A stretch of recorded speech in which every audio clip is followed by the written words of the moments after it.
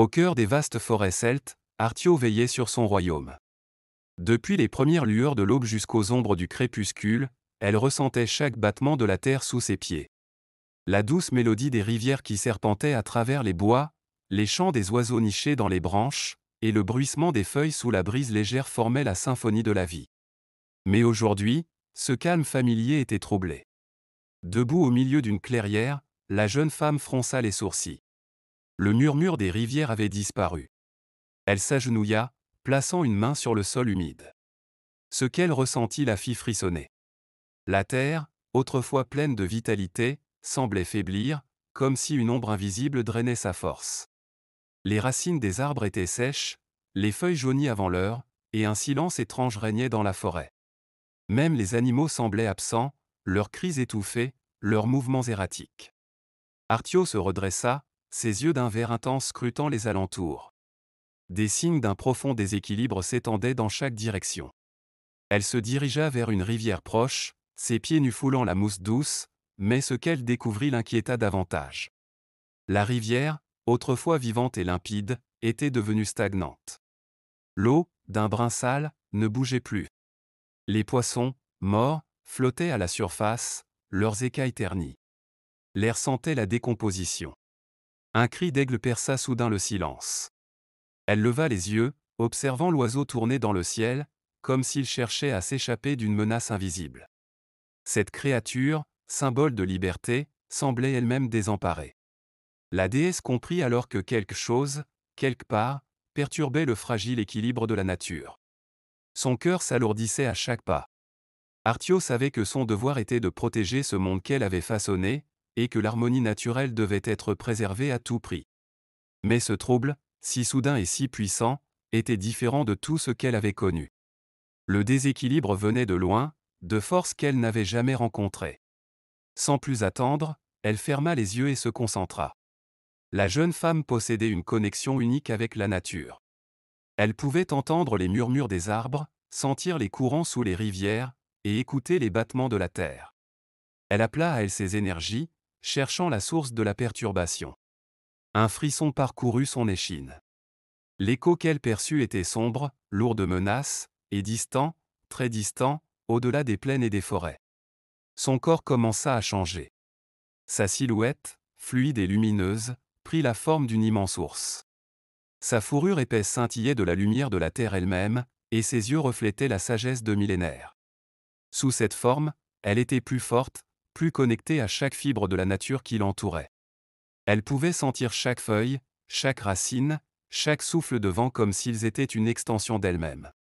Prenant un dernier regard sur la forêt dévastée, elle se mit en route. Elle traversa les bois d'un pas lourd mais rapide, ses pattes massives écrasant le sol, laissant derrière elle des empreintes profondes. Chaque créature, même les plus petites, sentait son passage et se courbait en silence. Le cœur lourd, Artio savait que cette quête la mènerait bien au-delà de ces terres. Au loin, à l'horizon, les montagnes sacrées se découpaient contre le ciel. Leur silhouette imposante et leur aura mystique attiraient son regard. Un appel résonnait en elle, un appel profond et ancien, venant des esprits ancestraux qui habitaient ces cimes. C'était là-bas, elle en était certaine, que résidait la clé du mystère. Les vents changeaient, porteurs d'une force invisible. Artio sentait la terre lui murmurer des avertissements. Elle se savait attendue, et les épreuves seraient nombreuses. Mais elle était prête. Gardienne de la nature depuis des éons, elle n'avait jamais reculé devant un défi. Le regard fixé sur les montagnes lointaines, elle avança, déterminée à restaurer l'équilibre avant qu'il ne soit trop tard. Les montagnes sacrées se dressaient enfin devant Artio, leurs sommets enneigés déchirant le ciel comme des lames d'argent. L'air devenait plus froid à mesure qu'elle approchait, et la terre elle-même semblait vibrer sous ses pattes. Ces montagnes n'étaient pas de simples formations rocheuses, elles étaient vivantes, porteuses de la mémoire des anciens esprits, et leur pouvoir résonnait à travers chaque pierre, chaque souffle de vent. Le sentier qui serpentait jusqu'au sommet n'était visible qu'aux yeux de ceux jugés dignes de l'emprunter. Artio, dans sa forme d'ours majestueuse, scruta les hauteurs avec détermination. Elle savait que cette ascension serait semée d'embûches, mais elle devait continuer. Chaque moment passé loin de son royaume permettait au déséquilibre de se renforcer. Le vent rugissait tandis qu'elle s'engageait sur le chemin rocailleux, son souffle glacé mordant sa peau malgré sa fourrure épaisse. Des nuages lourds tourbillonnaient au-dessus d'elle, se refermant comme un manteau de brume autour des pics. À mesure qu'elle grimpait, la montagne semblait la mettre à l'épreuve, chaque pas devenant plus ardu, chaque rafale de vent plus intense. Soudain, le sol sous ses pattes se mit à vibrer, et une fissure béante s'ouvrit devant elle. De cette fracture dans la terre, une immense créature émergea lentement, ses écailles grises et rugueuses se confondant avec la pierre des montagnes. Un dragon de pierre, colossal et ancien, se tenait désormais devant elle. Ses yeux étaient des rubis flamboyants, et chaque battement de ses ailes créait des tempêtes de poussière. Le dragon l'observa en silence un long moment, sa voix résonnant finalement dans l'air comme un tonnerre lointain. Qui ose troubler la paix des montagnes ancestrales? Qui vient défier les gardiens des anciens esprits? Demanda-t-il, ses yeux perçant les ombres qui les entouraient. Artio, sa voix empreinte d'autorité mais aussi de respect pour la créature qu'elle affrontait, répondit, « Je suis Artio, déesse de la nature et gardienne des forêts. Je suis venu chercher l'aide des esprits ancestraux. Mon royaume est en danger, le déséquilibre s'installe, et je dois rétablir l'harmonie. Laissez-moi passer, gardien des montagnes. » Le dragon de pierre éclata d'un rire grave et puissant, son écho résonnant dans les cavernes sous la montagne. Seule la bravoure ne te permettra pas de passer, déesse. Pour accéder au sommet où résident les anciens esprits, tu dois prouver ta sagesse autant que ton courage. Si tu échoues, la montagne te rejettera et te condamnera à l'oubli.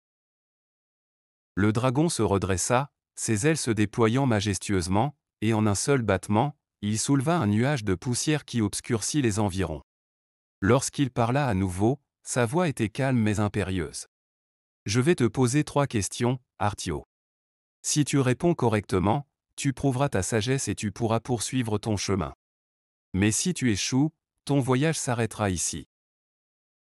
L'ours hocha la tête, prête à relever le défi. Elle savait que ce test serait décisif. Le dragon lança la première énigme. Je cours sans jambes, je murmure sans bouche. Je peux modeler les montagnes, et pourtant, je suis invisible. Qui suis-je? Sans hésiter, Artio répondit, le vent. Le dragon cligna des yeux, satisfait de la réponse. Puis, il posa la deuxième question. Je suis né dans la lumière, mais je ne peux jamais l'atteindre. Je suis aussi vieux que le monde, mais je ne fais que croître. Qui suis-je? Elle réfléchit un instant. Cette énigme demandait plus de réflexion. Puis, elle se rappela les cycles éternels qu'elle avait observés dans la nature. Elle répondit d'une voix assurée, l'ombre. Le dragon sembla impressionné, ses yeux rubis brillant d'une lueur nouvelle. Tu as bien répondu jusque-là, Artio. Mais la troisième question sera la plus difficile, car elle mettra à l'épreuve ton cœur, pas seulement ton esprit. Écoute bien. Il fit une pause, comme pour souligner l'importance de ce dernier défi, puis parla avec gravité. Si tu devais choisir entre sauver un être cher ou sauver la nature que tu protèges depuis des éons, que choisirais-tu? Un silence lourd s'installa. Artio sentit le poids de cette question peser sur ses épaules. Elle, déesse de la nature, savait que sa loyauté envers la terre et ses créatures était inébranlable. Mais ce choix mettait à l'épreuve son lien avec tout ce qu'elle aimait. Elle prit une profonde inspiration. Si je devais choisir, je sauverais la nature.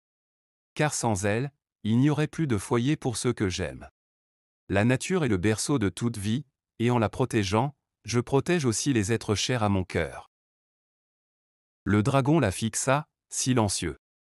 Puis, dans un grondement de satisfaction, il replia ses ailes et inclina la tête. Tu as bien répondu. Ta sagesse est digne des esprits ancestraux. Tu peux passer. Avec un dernier battement d'ailes, le dragon s'effaça, retournant à la pierre d'où il était venu. Là où il s'était tenu, une lueur scintillante apparut, révélant un artefact ancien, une amulette gravée de symboles oubliés, brillant d'une lumière douce et apaisante. Artio s'approcha et la prit délicatement entre ses griffes. Elle pouvait sentir le pouvoir qui émanait de cet artefact, un lien direct avec les esprits ancestraux. C'était la clé qui lui permettrait de les invoquer et de leur demander conseil. Épuisée mais triomphante, elle poursuivit son ascension. L'amulette pendait à son cou, brillant d'une lueur réconfortante.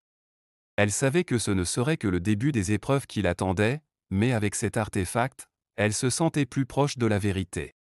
Les sommets des montagnes sacrées, où résidaient les anciens esprits, étaient enfin à portée de vue.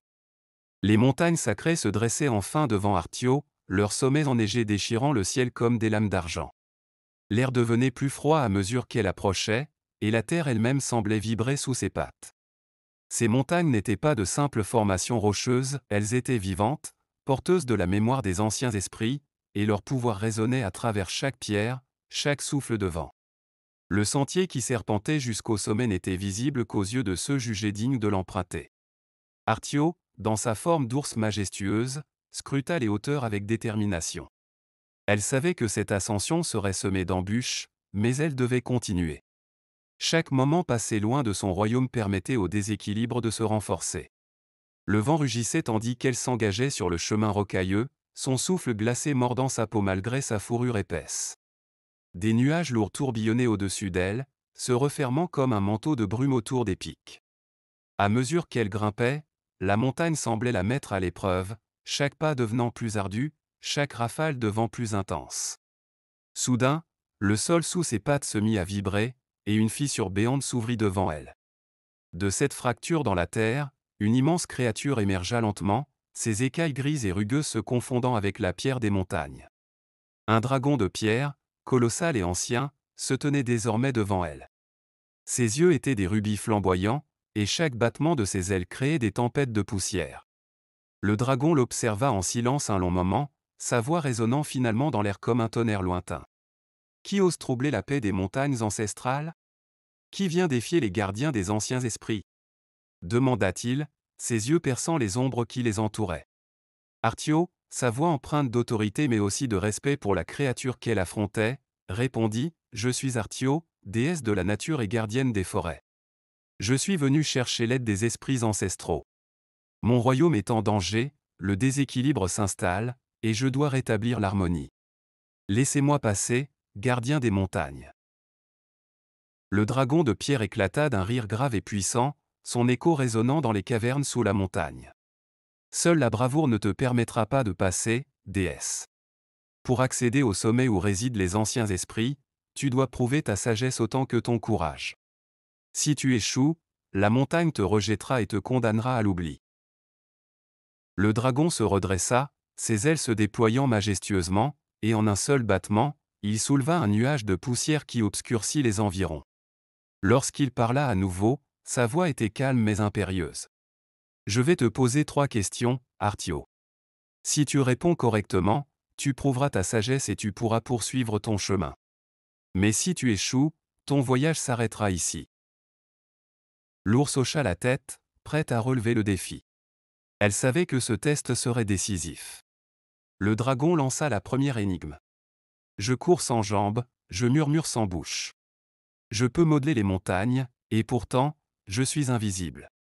Qui suis-je » Sans hésiter, Artio répondit, « Le vent. » Le dragon cligna des yeux, satisfait de la réponse. Puis, il posa la deuxième question. « Je suis né dans la lumière, mais je ne peux jamais l'atteindre. Je suis aussi vieux que le monde, mais je ne fais que croître. Qui suis-je » Elle réfléchit un instant. Cette énigme demandait plus de réflexion. Puis, elle se rappela les cycles éternels qu'elle avait observés dans la nature.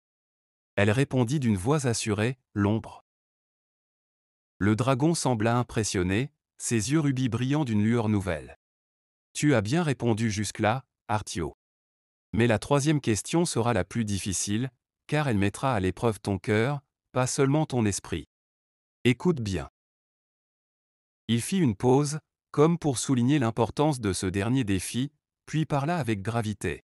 « Si tu devais choisir entre sauver un être cher ou sauver la nature que tu protèges depuis des éons, que choisirais-tu » Un silence lourd s'installa. Artio sentit le poids de cette question peser sur ses épaules. Elle, déesse de la nature, savait que sa loyauté envers la terre et ses créatures était inébranlable. Mais ce choix mettait à l'épreuve son lien avec tout ce qu'elle aimait. Elle prit une profonde inspiration. « Si je devais choisir, je sauverai la nature. Car sans elle, il n'y aurait plus de foyer pour ceux que j'aime. La nature est le berceau de toute vie, et en la protégeant, je protège aussi les êtres chers à mon cœur. Le dragon la fixa, silencieux.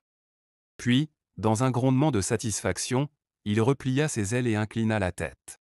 Tu as bien répondu. Ta sagesse est digne des esprits ancestraux. Tu peux passer. Avec un dernier battement d'ailes, le dragon s'effaça, retournant à la pierre d'où il était venu. Là où il s'était tenu, une lueur scintillante apparut, révélant un artefact ancien, une amulette gravée de symboles oubliés, brillant d'une lumière douce et apaisante. Arthio s'approcha et la prit délicatement entre ses griffes. Elle pouvait sentir le pouvoir qui émanait de cet artefact, un lien direct avec les esprits ancestraux. C'était la clé qui lui permettrait de les invoquer et de leur demander conseil. Épuisée mais triomphante, elle poursuivit son ascension. L'amulette pendait à son cou, brillant d'une lueur réconfortante. Elle savait que ce ne serait que le début des épreuves qui l'attendaient, mais avec cet artefact, elle se sentait plus proche de la vérité. Les sommets des montagnes sacrées, où résidaient les anciens esprits, étaient enfin à portée de vue. Le sommet des montagnes sacrées s'étendait devant elle, une vaste plaine enneigée baignée d'une lumière surnaturelle. Le ciel, d'un bleu profond et irréel, était dépourvu de tout nuage. Ici, les vents se taisaient, et une paix étrange régnait, comme si le temps lui-même hésitait à avancer. Arthio, toujours dans sa forme d'ours majestueuse, gravit les derniers mètres qui la séparaient de son objectif. Elle sentit un frisson parcourir son échine, non pas de froid, mais de la puissance qu'abritaient ces lieux. Les esprits ancestraux, gardiens des secrets de la nature et de l'équilibre du monde, l'attendaient. À mesure qu'elle approchait, des silhouettes commencèrent à se former dans la brume argentée qui flottait autour du sommet. Des figures éthérées, grandes et imposantes, aux contours flous, prenaient forme devant elle. Leurs visages étaient cachés par des masques de lumière, et leurs voix, lorsqu'elles s'élevèrent, ressemblaient à des échos de 1000 voix s'unissant en une seule.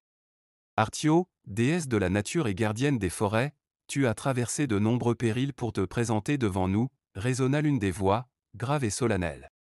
Que cherches-tu en ces lieux sacrés? Arthio inclina la tête respectueusement, son regard perçant fixant la lumière qui émanait des esprits. Elle prit une profonde inspiration avant de parler. Esprits ancestraux, je viens demander votre aide. Mon royaume, que j'ai juré de protéger, est en proie à un déséquilibre terrible. Les rivières cessent de couler, les forêts se flétrissent, et les animaux fuient. Une force obscure est à l'œuvre, mais je ne sais d'où elle provient ni comment la combattre. Je viens chercher vos conseils et votre sagesse. Les esprits se regardèrent en silence, leur lumière vacillant doucement. Puis, après un moment, un des esprits s'avança, son aura plus brillante que celle des autres. Il semblait plus ancien, porteur d'une connaissance incommensurable. Ce que tu décris n'est pas une simple perturbation de l'ordre naturel, dit-il d'une voix basse mais puissante. Une force maléfique, que nous pensions disparue depuis des siècles, a refait surface. Cet être sombre, un ancien ennemi des dieux, cherche à asservir la nature elle-même. Il veut contrôler le pouvoir des éléments et plier le monde à sa volonté. Arthio fronça les sourcils, sentant son cœur se serrer. Qui est cet être? Comment est-il parvenu à déchaîner un tel chaos? L'esprit ancien sembla se replier sur lui-même, sa voix teintée de tristesse. Il se nomme Morgan, un sorcier immortel banni des terres des vivants depuis des éons. Sa haine pour la nature et les esprits qui la protègent est sans limite. Il a passé des siècles à ourdir son retour, cherchant à détruire l'équilibre que nous avons forgé et que toi, Arthio, as protégé avec dévouement. Elle sentit la fureur monter en elle. Elle comprenait désormais l'ampleur de la menace.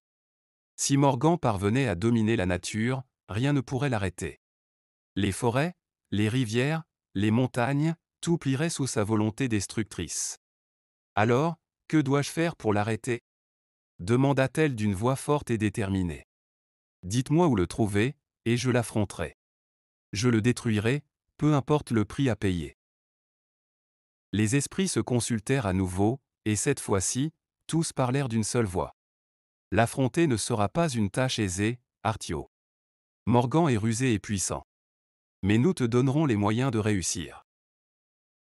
Ils levèrent tous leurs mains éthérées vers le ciel, et une lumière éclatante l'enveloppa. Elle sentit un pouvoir ancien s'infiltrer en elle, une énergie nouvelle renforcer ses muscles, clarifier son esprit. Sa forme d'ours, déjà majestueuse, grandit encore, et ses griffes brillèrent d'une lueur argentée. Ses sens se décuplèrent, et elle pouvait sentir chaque feuille, chaque pierre, chaque souffle de vent comme s'il faisait partie d'elle.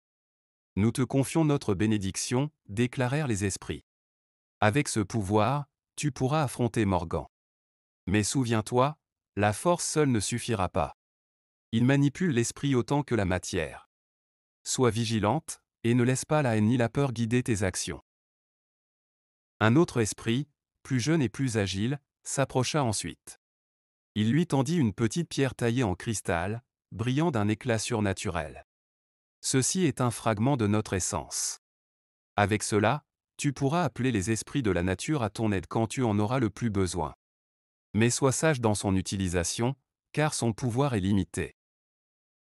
Artio prit la pierre avec révérence, la sentant vibrer doucement dans sa paume. « Je vous remercie, dit-elle d'une voix empreinte de gratitude. Je ne faillirai pas à cette mission. » Les esprits reculèrent, leur forme se fondant dans la lumière, ne laissant plus que des murmures dans l'air. Avant de disparaître complètement, la voix de l'esprit ancien résonna une dernière fois. Morgan se terre dans la vallée de l'ombre éternelle, au-delà des montagnes. Va, Artio, et ramène l'équilibre à ton royaume. Avec cette ultime directive, la lumière qui enveloppait les esprits s'éteignit, laissant l'ours seul au sommet des montagnes. Elle regarda autour d'elle, le cristal dans sa main, et sentit une détermination nouvelle envahir son cœur. Elle savait maintenant ce qu'elle devait faire. L'heure était venue de partir pour la vallée de l'ombre éternelle. Et cette fois, elle n'était plus seulement la gardienne de la nature, elle en était la championne. Les vents glacials des montagnes sacrées cédèrent rapidement la place à une chaleur oppressante à mesure qu'Artio descendait dans la vallée interdite. Le paysage autour d'elle changea, devenant de plus en plus étrange, comme si la réalité elle-même se disloquait sous le poids d'une puissance sombre. Le ciel, auparavant clair et lumineux, s'assombrit, teinté d'un gris sale qui étouffait la lumière. Devant elle s'étendait un royaume oublié, un territoire où la nature avait été pervertie et où le sol, autrefois fertile, suintait une énergie malveillante. Les arbres, au lieu de se dresser fièrement, se tordaient en forme grotesque, leurs branches décharnées pointant comme des griffes vers un ciel sans vie. Les rivières, si vivantes dans son royaume, étaient ici des mares stagnantes de boue noire. Chaque pas qu'Artio faisait dans cette terre corrompue lui serrait le cœur. Le royaume de l'ombre était bien réel, un endroit autrefois sacré qui avait été ravagé par la présence de Morgan, l'ancien dieu déchu. Les échos du passé murmuraient autour d'elle, une cacophonie d'esprits enchaînés et tourmentés. Ici, l'équilibre de la nature était une notion oubliée. Prenant une forme humaine pour mieux évaluer son environnement, Artio sentit un frisson la parcourir. Le sol sous ses pieds n'était plus celui des montagnes familières, mais une matière étrange, vivante, qui semblait se tordre à son approche. Les arbres, tordus par la corruption, la fixaient avec des yeux faits d'ombres mouvantes, comme des sentinelles silencieuses surveillant chaque mouvement. Elle avança avec précaution, sachant que chaque recoin de ce royaume cachait des dangers. Très vite, ces dangers se manifestèrent. D'étranges créatures, faites de chair et de brume noire, apparurent dans la brume qui tapissait le sol. Ces abominations, autrefois des animaux majestueux, avaient été déformées et perverties par la magie noire de Morgan. Leur chair était gorgée de corruption, leurs yeux d'un rouge incandescent reflétant la souffrance de leur transformation. Artio n'hésita pas. Elle laissa sa forme d'ours réapparaître, ses griffes scintillant toujours de l'énergie bénie des esprits ancestraux. Les créatures se ruèrent vers elle avec une rage désespérée, mais elle les repoussa avec une force implacable. Chaque coup de ses griffes tranchait à travers les ombres comme si elle coupait à travers le mal incarné. Mais elle savait que ces créatures n'étaient que des pions dans un jeu plus vaste. Après avoir triomphé de ses premières menaces, elle avança plus profondément dans le royaume. Les ombres devenaient plus denses, plus lourdes, comme si elles cherchaient à l'étouffer. C'est alors que les pièges magiques commencèrent à se manifester. Des runes anciennes, gravées dans les rochers, s'illuminaient d'une lueur malsaine à son passage, libérant des ondes de magie noire qui cherchaient à la désorienter et à affaiblir son esprit. Les illusions l'entouraient, déformant son chemin, faisant apparaître des visions d'un passé altéré, de ces forêts en train de brûler et de ces créatures souffrant. Mais Artio n'était pas si facilement dupée. Elle s'était préparée mentalement pour l'affronter et ses machinations. Grâce à l'artefact que lui avaient donné les esprits ancestraux, elle pouvait percer ses illusions, sentir les failles dans les mensonges de Morgan. Peu à peu, elle se fraya un chemin à travers les pièges, évitant les éclairs de magie malveillante et les gouffres invisibles qui s'ouvraient sous ses pas. Après des heures de progression dans ce labyrinthe cauchemardesque, elle parvint finalement à un immense portail de pierre, sculpté d'anciens symboles oubliés. Des créatures monstrueuses, semblables à celles qu'elle avait affrontées plus tôt, étaient gravées dans la pierre, leur forme grotesque semblant prendre vie sous la lumière rougeâtre qui filtrait à travers les nuages. Ce portail n'était autre que l'entrée du sanctuaire de Morgan. Artio pouvait sentir la puissance maléfique émanant de l'autre côté. Elle s'arrêta un instant, prenant une profonde inspiration. Elle savait que la confrontation finale approchait, mais elle ne pouvait pas se précipiter. Morgan, bien que piégée dans ce royaume, n'était pas sans défense. Elle devait rester vigilante. Elle franchit le portail, et une obscurité totale l'enveloppa aussitôt, un silence lourd régnant dans cet espace sombre. Mais ce n'était pas un silence de paix. C'était celui d'un piège, d'une attente glaciale. Dans l'ombre, une voix s'éleva, rauque et sifflante, comme un serpent venant de sous terre. Ainsi, la déesse de la nature elle-même vient jusqu'à moi. Quelle audace, Artio! Penses-tu vraiment pouvoir me détruire? Des flammes violettes s'illuminèrent tout autour d'elle, révélant une immense caverne où des racines noircies et pourries s'entortillaient sur les parois. Au centre, un trône fait de roches et d'ossements s'élevait, et sur ce trône siégeait Morgan, le dieu déchu. Il était une silhouette cauchemardesque, à moitié humaine, à moitié ombre, son corps criblé de runes noires et violettes qui pulsaient d'une magie corrompue. Ses yeux, deux perles de ténèbres pures, fixaient Artio avec une intensité malveillante. « Tu es venu jusqu'ici, pensant me vaincre ?»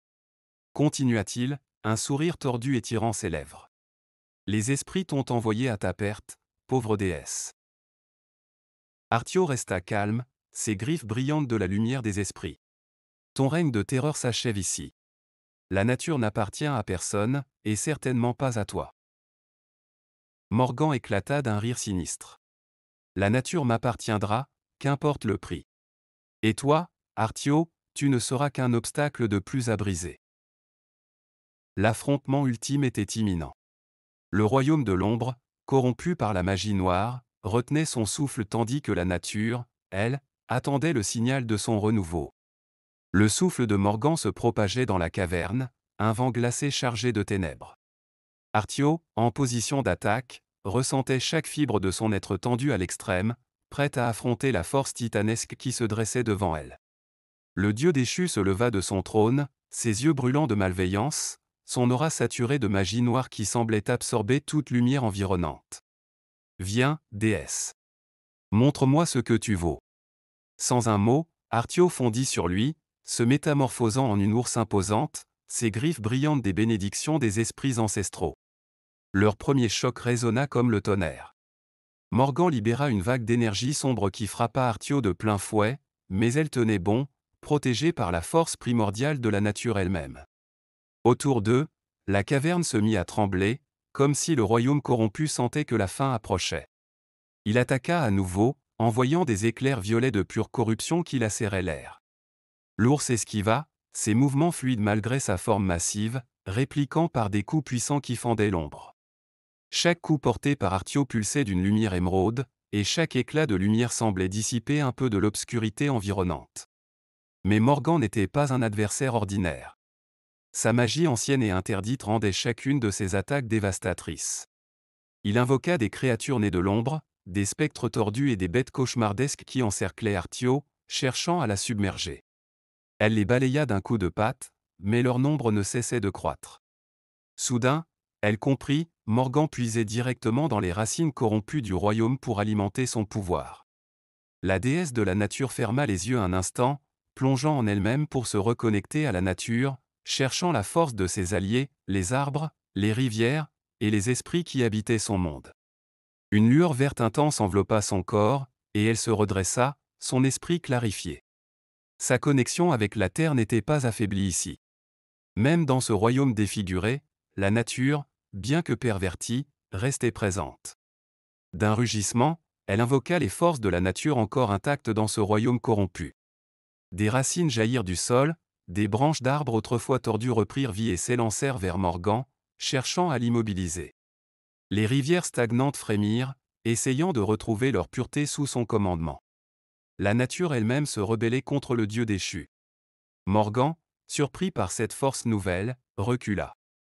Impossible. Ce royaume est à moi. Tout ici m'obéit. Artio ne répondit pas. Elle savait que la nature, même dévoyée, ne pouvait être entièrement asservie. Elle concentra toute son énergie dans ses griffes, qui scintillaient maintenant avec une intensité jamais atteinte. Son esprit fusionnait avec celui des esprits anciens qui l'accompagnaient. Chaque souffle, chaque battement de son cœur résonnait avec la terre, l'air, l'eau. Elle était la gardienne de l'équilibre, la protectrice de tout ce qui vivait. Morgan, sentant la fin approcher, rassembla toute sa puissance pour un ultime assaut. Il déchaîna une tempête de ténèbres si dense que le sol trembla sous la force de sa rage. Des éclairs de magie noire crépitèrent autour de lui, transformant la caverne en une mer de chaos. Il lança tout son pouvoir dans une dernière attaque, un torrent d'ombre cherchant à engloutir Artio et à détruire la nature elle-même. Mais portée par la bénédiction des esprits et sa propre force inébranlable, elle leva la patte et frappa de toute sa puissance. Un éclat lumineux, aussi brillant qu'une étoile naissante, jaillit de ses griffes. Ce coup, imprégné de la sagesse et de la force des esprits ancestraux, fendit les ténèbres. Le dragon de pure ombre qui émanait de Morgan fut coupé en deux par l'onde de lumière. Le dieu déchu hurla de douleur, son corps se fragmentant sous l'assaut de l'énergie sacrée. Le royaume tout entier résonnait de ses cris de défaite, et les créatures corrompues s'effondraient, leurs formes se dissipant en poussière. La caverne, autrefois oppressante, commença à se fissurer, la corruption se dissolvant peu à peu. Artio ne relâcha pas son effort. Elle plongea son esprit dans la terre elle-même, utilisant l'artefact des esprits pour invoquer une prison spirituelle. Des chaînes de lumière éthérée surgirent du sol et enserrèrent Morgan. Le dieu déchu, incapable de résister, tenta une dernière fois de se libérer, mais les chaînes resserrèrent leur emprise. Avec un dernier hurlement de rage, Morgan fut scellé à jamais dans la prison spirituelle, condamné à rester enchaîné dans un royaume qui ne lui obéirait plus. L'obscurité s'évanouit alors, et une lumière douce commença à percer les nuages oppressants. Artio, épuisée mais triomphante, se tint debout au centre de la caverne désormais éclairée par une lueur naturelle. Le royaume, bien qu'encore marqué par la corruption, commençait déjà à guérir sous son influence. La nature renaissait, repoussant l'emprise de l'entité maléfique qui l'avait asservie. Elle ferma les yeux, ressentant l'équilibre se rétablir dans son royaume. Morgan était vaincu, et la nature, bien qu'éprouvée, pourrait à nouveau s'épanouir librement. Le combat terminé, Artio reprit sa forme humaine, ses vêtements déchirés et son corps couvert de sueur. Pourtant, une paix profonde l'envahit. Elle savait que la route serait encore longue avant que son royaume ne retrouve toute sa splendeur, mais aujourd'hui, elle avait remporté la bataille la plus importante. En silence, elle quitta la caverne, laissant derrière elle le royaume oublié de l'ombre. Le monde avait besoin de temps pour guérir, et elle veillerait sur lui. Le vent soufflait doucement à travers les montagnes, porteur d'une nouvelle énergie. L'air, auparavant lourd et vicié par l'ombre, était désormais chargé de fraîcheur et de vie. Artio, épuisée mais triomphante, escalada les derniers rochers qui la menaient au sommet sacré où les esprits ancestraux l'attendaient. Son pas était lent, ses muscles protestant à chaque mouvement, mais la détermination ne l'avait jamais quitté. Lorsqu'elle arriva enfin devant le cercle des esprits, ils la saluèrent silencieusement, une lumière éthérée entourant leur forme vaporeuse. Ils la scrutèrent, leur regard rempli de respect et de bienveillance. Artio s'agenouilla, non par obligation, mais par gratitude pour leur soutien tout au long de cette épreuve. « Tu as accompli ce qui semblait impossible », dit l'un des esprits d'une voix résonnante. « Tu as restauré l'équilibre et repoussé les ténèbres. Pour cela, nous te devons un grand honneur. » Toujours humble malgré sa victoire, elle baissa la tête. « J'ai seulement fait ce que je devais. La nature mérite d'être protégée. » Les esprits échangèrent des regards avant qu'une lueur dorée n'apparaisse au centre du cercle. La lumière s'intensifia, se propageant dans l'air comme une brise chaude et apaisante. Arthio sentit cette énergie pénétrer son corps, la revigorant, soignant ses blessures et dissipant la fatigue qui pesait sur elle. Nous te conférons notre bénédiction éternelle, déclara un autre esprit, sa voix douce comme le chant des feuilles dans le vent. À jamais tu seras lié à la nature, son pouvoir coule dans tes veines. Tant que la terre prospérera, tu ne faibliras pas. La lumière dorée se fondit en Arthio, et elle se sentit renaître, son lien avec la terre et la nature se renforçant au-delà de tout ce qu'elle avait connu auparavant. Elle savait que ce don des esprits ne signifiait pas seulement un honneur, mais une nouvelle responsabilité. Elle serait désormais la gardienne perpétuelle de cet équilibre fragile. Merci, murmura-t-elle en se redressant. Je continuerai à veiller sur la nature, comme vous l'avez toujours fait. Les esprits s'inclinèrent une dernière fois avant de disparaître dans une brume scintillante, laissant l'ours seul avec ses pensées et son pouvoir renouvelé. Le vent portait une mélodie douce et apaisante, comme si la terre elle-même la remerciait de son sacrifice. De retour dans son royaume, Arthio ressentit instantanément le changement. Les rivières qui avaient cessé de couler reprenaient leur cours, leurs eaux cristallines miroitant sous la lumière du soleil. Les arbres, autrefois flétris et secs, s'épanouissaient à nouveau, leurs feuilles verdoyant à une vitesse surprenante. Les animaux, qui avaient fui les ténèbres, revenaient peu à peu, remplissant les bois de leurs cris et de leurs mouvements. Les créatures sauvages la saluaient sur son chemin, inclinant leur tête en signe de reconnaissance. Les oiseaux entonnaient des chants joyeux, volant au-dessus d'elle, tandis que les loups et les cerfs la suivaient de loin, comme témoins silencieux de son triomphe. Arthio, sous sa forme d'ours majestueuse, parcourut ces terres avec une sérénité retrouvée. Là où elle passait, la nature renaissait plus vigoureusement que jamais, répondant à sa présence, comme un écho harmonieux à son pouvoir. Les fleurs s'ouvraient, les branches se dressaient vers le ciel, et les vents caressaient les vallées avec une douceur retrouvée. Elle savait que, bien que Morgan fût à jamais scellé, d'autres menaces pourraient surgir. La nature avait toujours été en proie à des forces qui tentaient de la dominer ou de la détruire.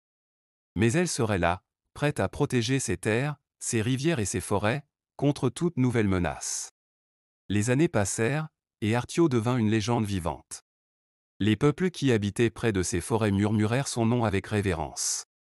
Ils la vénéraient comme la protectrice éternelle, la déesse de la nature, celle qui avait restauré l'harmonie quand tout semblait perdu. Des sanctuaires furent érigés en son honneur, et ses histoires se transmirent de génération en génération. Mais, fidèle à elle-même, elle restait silencieuse, veillant dans l'ombre des arbres millénaires. Elle n'avait jamais cherché la gloire ni les honneurs. Sa seule véritable récompense était de voir son royaume prospérer, de sentir le vent dans ses fourrures, et de savoir que tant qu'elle veillerait, la nature demeurerait libre. Ainsi, à travers les âges, la nature et ses créatures continuèrent de vivre en paix, guidées par une gardienne éternelle, celle qui avait autrefois affronté les ténèbres pour restaurer la lumière.